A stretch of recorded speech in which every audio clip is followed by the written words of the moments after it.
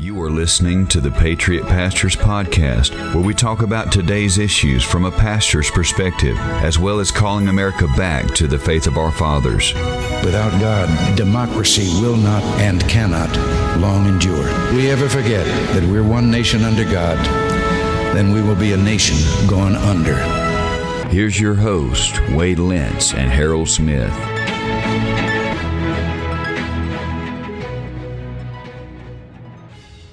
Welcome to the Patriot Pastors Podcast. It's so good to have you with us today. My name's Harold Smith. I'm joined by the pastor of Beryl Baptist Church in Valonia, Arkansas, Wade Lentz. How you doing, Wade? I'm doing good, Harold. How are you, man? Recovering from the illness.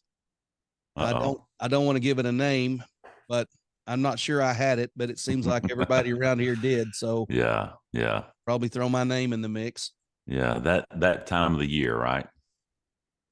I'm telling you, the thing that gets me about this time of year is even before the dreaded illness, anytime those white trees started blooming, my nose started closing up. My eyes started watering. Bradford pears just kill me. And it seems like they grow in every roadside ditch now. They've just taken over our part of the country. Oh, wow. Well, I was telling you earlier, we're in the midst of lambing season. Most of you guys who listen to us regularly know that I raise Katahdin sheep. And this, I guess, last 2 weeks, we've been having lambs, and I'm up to about, I believe, 13 lambs thus far and have 8 more mamas to go. So, yeah, it's busy time of the year. You having a good survival rate this year? Everything Is so far so good. Good. Yes. Good. Yeah. Well, it's definitely warming up. Springtime is here. It's time to start turning those gardens over. If they're dry enough to turn over, that'll be the question. Yeah. It's about to get busy. Yes, absolutely. We've got a good topic today. It was something you and I kind of discussed maybe before or after our last podcast, but it's kind of a thought that I've had in my mind for a while. And you just, when one of us, I don't remember who mentioned it, but we were talking about the lack of capital punishment in our country today. And just, you know, the Bible is very clear that capital punishment has a place for certain crimes, but it seems, Wade, as though we live in a day where the death penalty is like almost forbidden. You know, it's like, when was the last time someone was executed? And you say, well, it's been a while. Well, when was the last time you heard of just a heinous crime?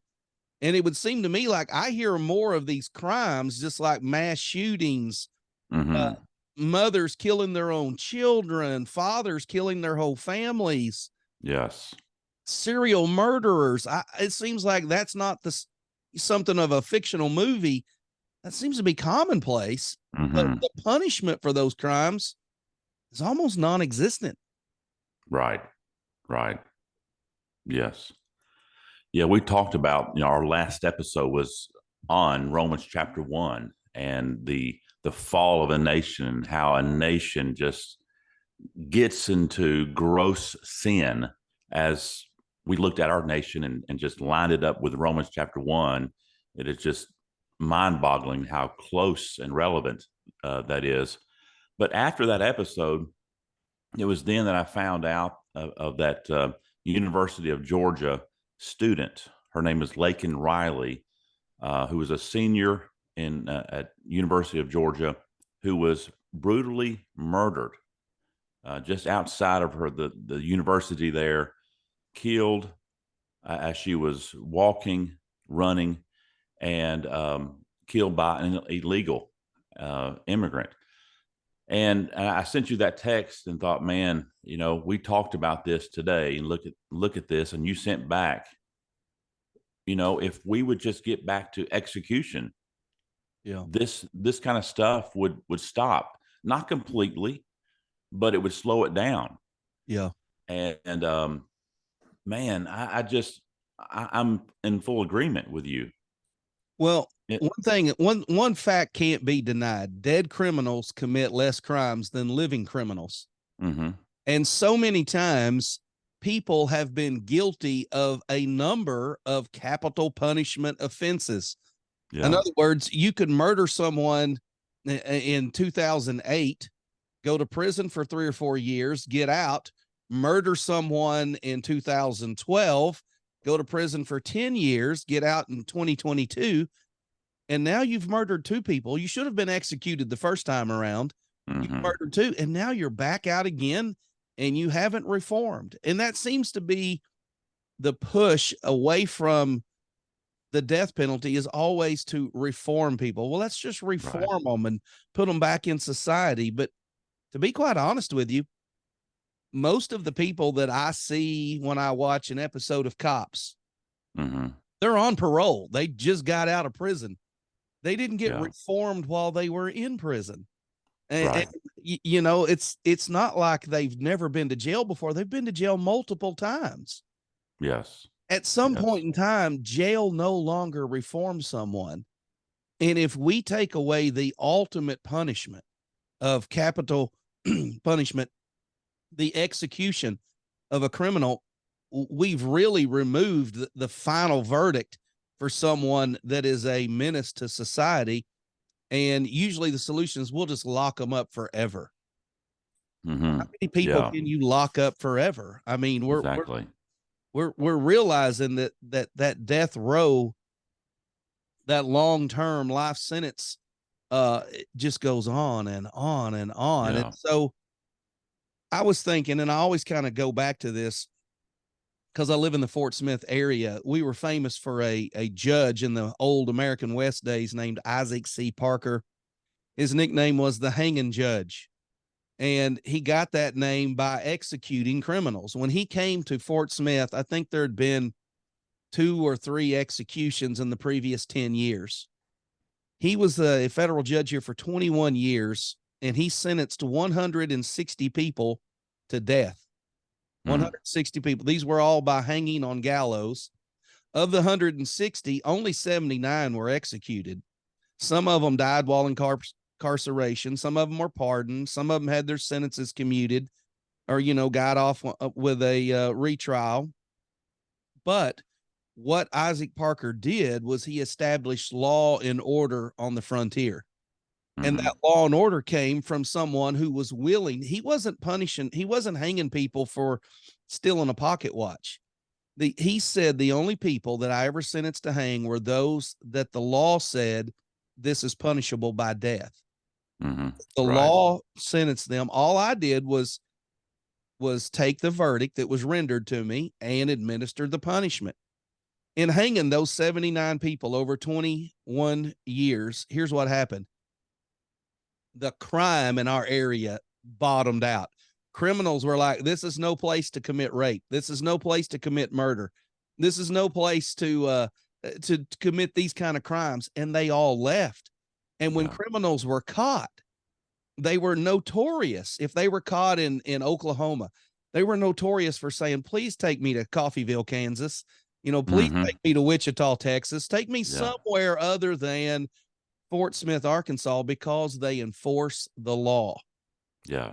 Yes. And Wade, that's what we're missing in this country. We're missing an enforcement of the law. Right. Yeah. And Judge Parker knew nothing about trying to reform a murderer. That was the farthest thing from his mind. And really any nation that longs to reform a cold-blooded murderer is essentially and literally going against God's command as to what should happen to a murderer. So in essence, this is just another form of rebellion from a nation that has turned its back against God. Right. They know the Bible demands, God demands that whoever sheds innocent blood, that his blood shall be shed by man. And the Bible says that the reason for that is because man is made in the image of God. Right. And so the death penalty doesn't cheapen life. it really shows how valuable life is. And so when people understand that the death penalty is a command by God, and we're talking about first degree murder, okay? We're not talking about manslaughter. Not an accidental death. We're talking about someone Right. that's killed an innocent person intentionally. Right. Right.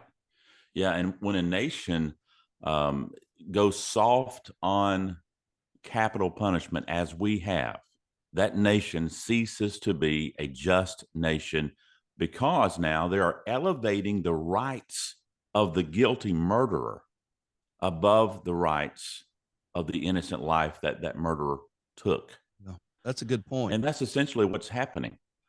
They're elevating the rights of the murderer above the person who was a victim. And it's really hard to see. And what's another aspect of this is the long appeal process.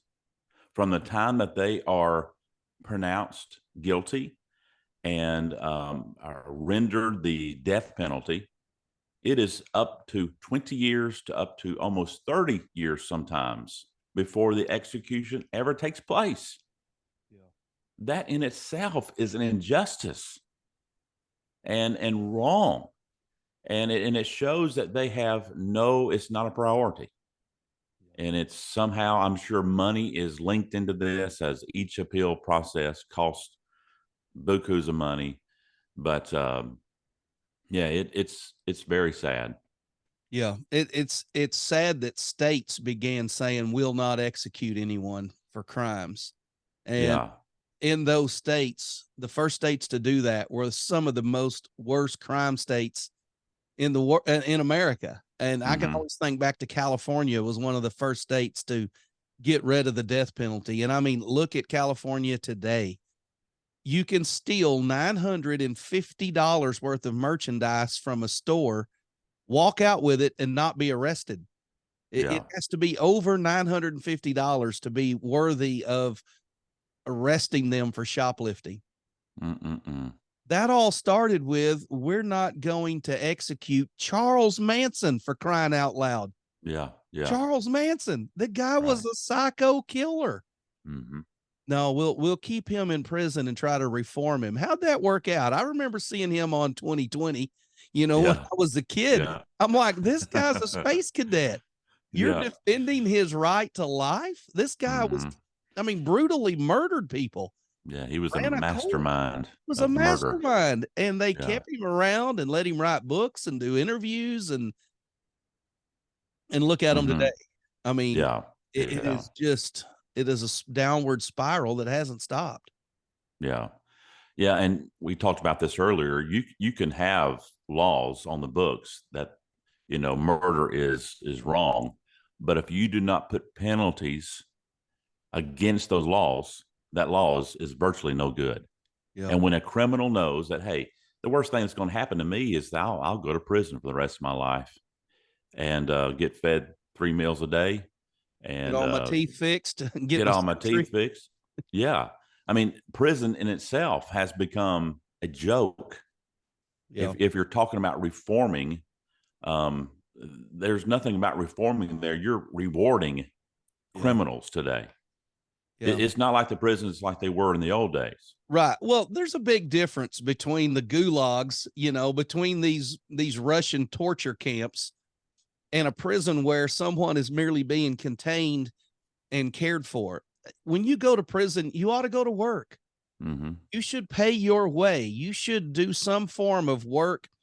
We shouldn't be responsible for all of your medical care, all of your food, everything you need while you're incarcerated. Yeah. You should be hoeing soybeans. You should be picking up trash on the side of the road. You should be working in you should be making license plates. That always used to be the joke. You go to prison, you make license plates. Yeah. There ought to be some tasks that prisoners do.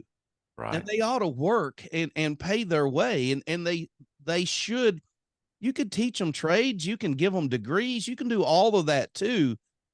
But the idea of just letting them sit around and plot their next crime when they get out is absolutely crazy. And it seems to me that's all we're doing. We're just holding them, introducing them to other criminals so that when they get out, they can work together.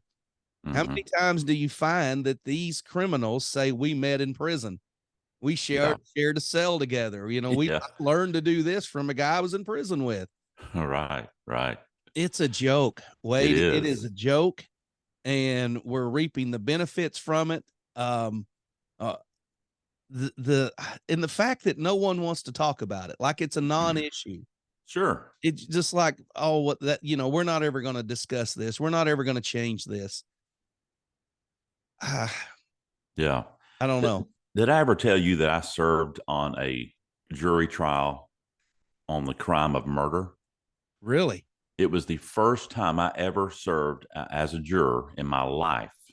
And this is in Conway, Arkansas.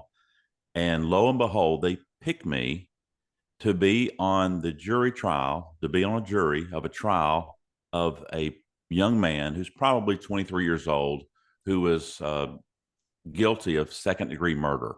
Okay. And make a long story short, we found him guilty of second-degree murder. But here's the kicker: the jurisdiction of his penalties had already been applied by the lawyer and the judge. So, in other words, they told us this is what the max is, which is 30 years, and here's what the minimum is: 5 years. And because I'm like, death penalty.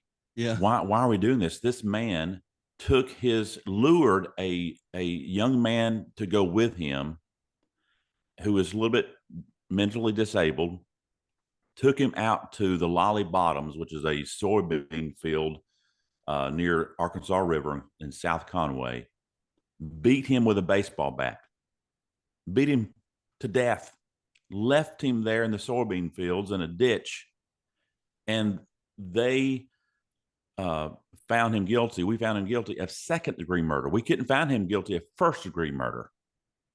Oh. Again, that was already deliberated by the lawyer and the judges. And so anyway, we find him guilty of 30 years, sentenced him to 30 years in prison. However, he would be eligible for parole in 7 years. That was back in 2009 when I served on that jury. Wow. He's been out for a while.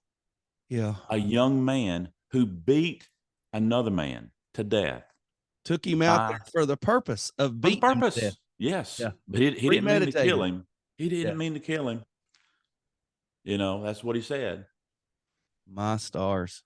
My level of my feeling for the justice system then dropped tremendously, because it is the judges that we have who make deals even before a jury comes in, and then gives the jury the parameters of what kind of sentencing that we are even allowed to render upon this individual. Yeah. When you're taking a mentally challenged person out into the woods and beating them with a bat and leaving them for dead, you just meant to scare them and rough them up. You didn't mean to kill them. Mm-hmm. I'm sorry. You don't deserve to live on our planet. I mean, This is not the kind of place for someone like you. Right. Now, Wade, you and I both know the Bible's clear on this, but for those that are listening and are like, well, you guys are just being harsh and mean, and you need to give these people a second chance. What exactly does the Bible say about those who shed innocent blood? Mm-hmm. Well, Genesis chapter 9, verse 6 says, whosoever sheddeth man's blood, man shall his blood be shed. For God made man in his image. Yeah. And there's several verses in the Old Testament that state that. Right. But let me read to you Romans chapter 13 and verse 1. It says, let every soul be subject to the governing authorities, for there is no authority except from God, and the authorities that exist are appointed by God. Therefore, whoever resists the authority resists the ordinance of God, and those who resist will bring judgment on themselves. Now, notice this. For rulers are not a terror to good works, but to evil. Do you want to be unafraid of the authority? Do what is good, and you will have praise from the same. For he is, speaking of governmental authority, for he is God's minister to you for good. But if you do evil, be afraid, for he does not bear the sword in vain, for he is God's minister. Yeah. We talked about this. Criminals are not afraid anymore. Yeah. Yeah. Yeah. I always, and I recommend, if you're a Christian, you ought to watch an episode of Cops, the TV show Cops, with the men and women of law enforcement. Mm-hmm. When they pull over a car and everybody in there starts squirming and trying to hide stuff and arguing with the cops, and then they open the door and take off running, and the cop has to go running down the road and tackle them. Maybe they get a dog and turn loose, and the dog tracks the guy down and starts biting him. And the guy says, "Man, there's no need in you turning the dog loose on me." And the cop says, "Well, why did you run?" And he was like, "Well, I was scared." Yeah. Well, I've never once contemplated jumping out of my car and taking off running during a traffic stop. It's never entered my mind, Wade. Right. I've never tried to hide stuff when the police officer walks up to my car to get my driver's license, because I've not done anything wrong. Mm-hmm. The people that are running from the cops, fighting with them, trying to hide things, they're doing it because they're criminals. Yes. And I guess the problem that we're dealing with in our society is people act like the police department has no right to take somebody out of their car and handcuff them, detain them, investigate, any of that. It's all like the criminal has all of the defense mechanisms in the world, and those that are trying to enforce the law are the ones that are the bad guys in this. And it just seems that way every single time. Our society is so upside down in its justice. Ever since the Floyd case, I mean, ever since then, it's like justice, law enforcement, punishment for right and wrong has just been more and more and more perverted. Absolutely. Yeah. And it's not so much that the common citizen is opposed to the death penalty. It's those who are in leadership. It's those, the DAs, or what do you call them? The district attorneys, maybe something like that. It's those people in charge. It's the judges that are appointed. Is it fear of the people if they were to sentence someone that they're going to upset the family members of that? I mean, what about the victims that were? I know. What about that young man that was beaten up and left for dead and died out in the soybean field? What about his family? Was justice served? Yeah. Honestly, I believe it is due to the fact that God has given us over to reprobate minds, given them over to they cannot even think clearly enough, to think rationally enough to somehow see the justice in putting to death those who are cold-blooded killers. Yeah. I just think that in their mind, they're wise, and in their mind that they are somehow elevating life, and there's some intellectual, spiritual person, but in reality, they're fools. Yeah. Because they're going against God's law. Yeah. I guess I would sum it up this way then. It's kind of like when you and I were in school, you would get a paddling at school at the drop of a hat. I mean, they drag you out in the hallway, line you up. I can remember one time me and another kid got in a fight and 5 people watched it. All 7 of us got swats. 5 kids were like, "We didn't even fight." And they said, "You watched it, line up." And I mean, they just went down the row. Yeah. There were 7 of us out there. Everybody got 3 licks. 21 swats were issued out in a matter of a minute and a half. Yeah. Nowadays, there hadn't been anybody got a SWAT in school for years. I mean, probably decades. Yeah. But in our time, that was normal. That was common. It was. But now paddling is frowned upon. And when you look at parenting, most parents today are not disciplining their children in any way. They've got a better system Mm-hmm. than the God-given system. And Yeah. in reality, our schools are worse today than they've ever been. Yes. Our education system is in the absolute toilet. Just respect among youth is at an all-time low. I mean, kids Mm-hmm. have no respect for authority, whether parents, teachers, or law enforcement. And I really think it goes back to, we know better than God's word. We know better than Yes. to implement the death penalty. We know better than to spank our children.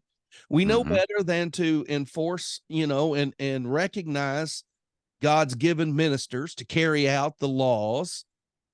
And it's almost as if, like you said earlier, it's man rebelling in the face of God and saying, we know better. Mm-hmm. Right. And Yes. society clearly testifies, no, you don't. Yeah. That's We're right. not better off today than we were then. Yeah. Again, in Romans chapter 13 and verse number 4, but if you do evil, be afraid.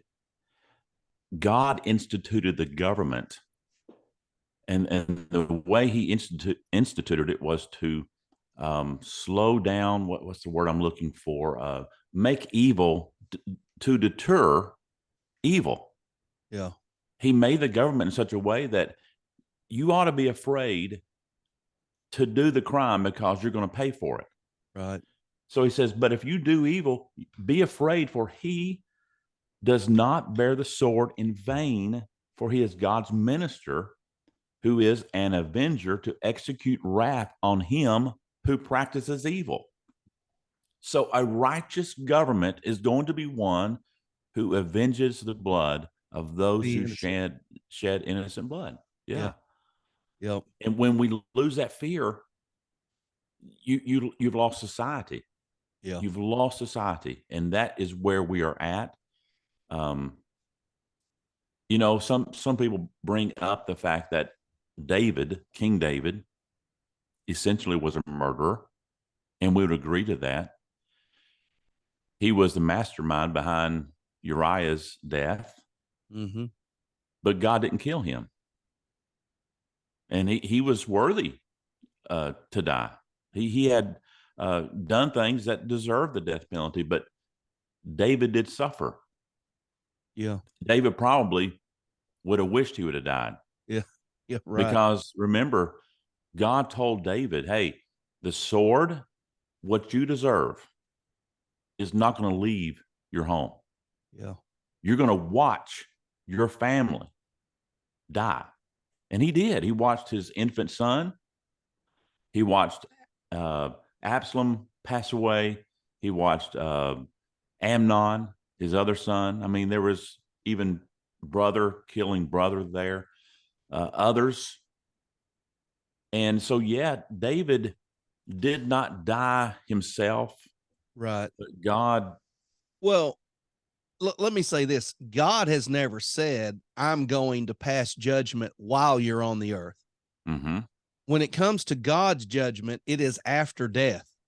God's judgment is at the end of our life. Now, God can get involved and take someone out in the middle of their life, or God can just allow them to live their life and deal with them after death. And that's what God is, he's not obligated himself to executing swiftly.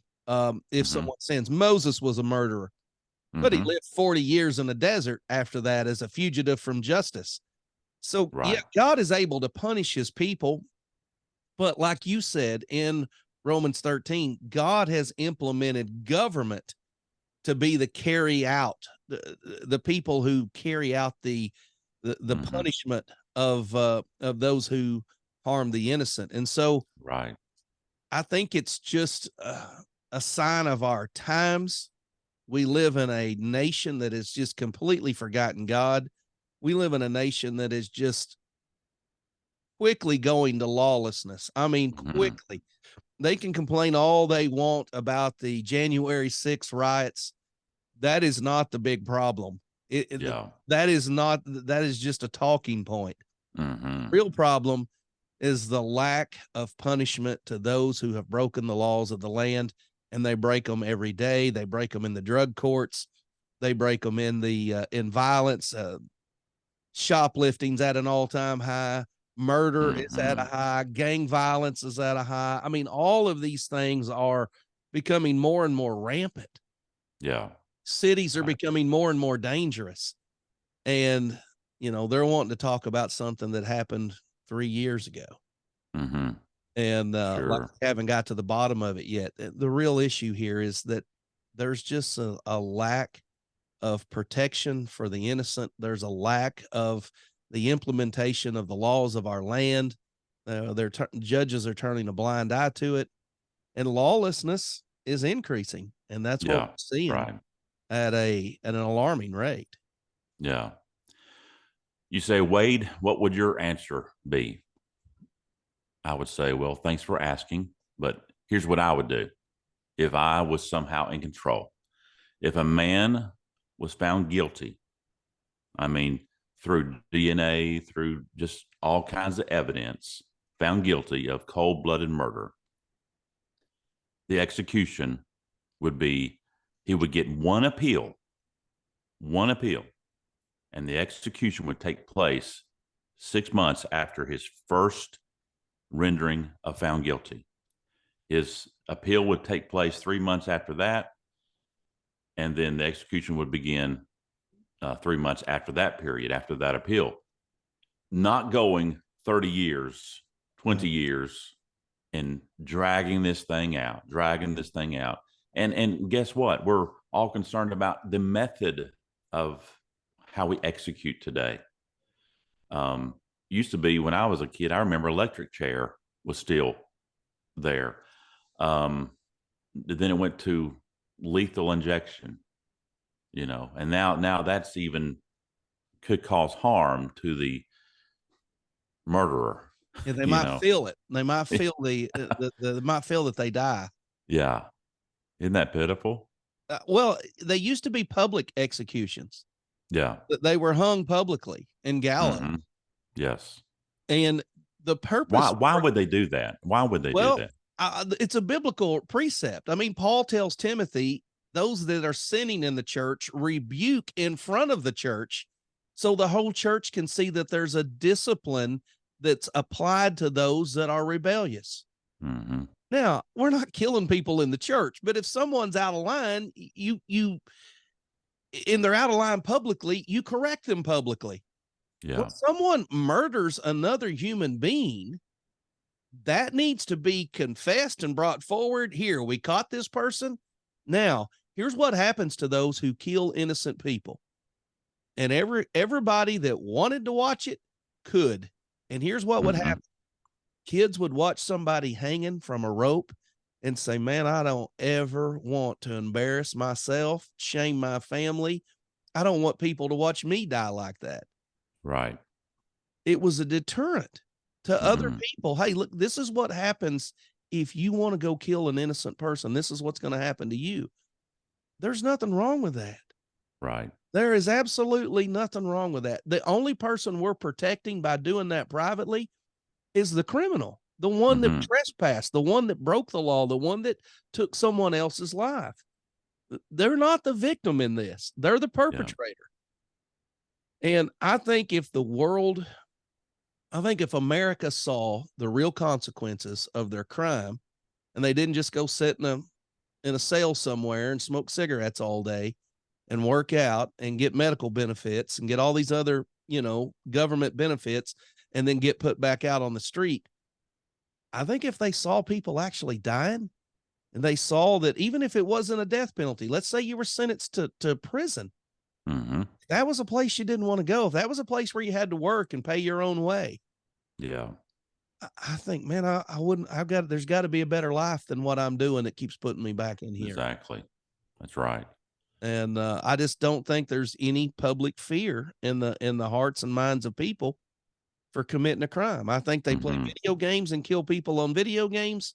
They look at people that have been in and out of prison their whole life, and there's really no punishment here. Yeah, that's right. Time out for a few years or a few months. And other than that, I'll be right back out where I was. That's so true. Yeah, like we said from the beginning, execution does not lower the value of human life. Oh, It actually elevates it and look, says this is so precious. and I agree with Isaac Parker. It's not like we should just be killing more people. Right. We should only execute those that are clearly guilty and clearly guilty of, not accidental, not manslaughter, that are clearly guilty. But if they meet the criteria given to us by the law to be considered for the death penalty, that should be on the table. Yeah. And right. Until we get back to doing that, I don't think we're going to see the criminals in this country make any real change.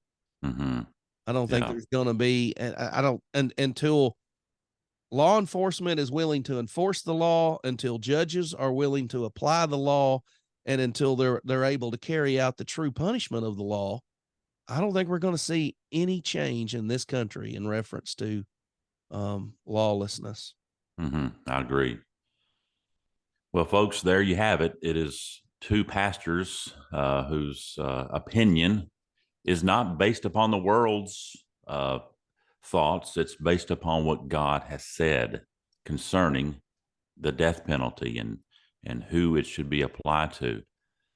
We thank you for listening to this edition of the Patriot Pastors Podcast, and we just really appreciate you.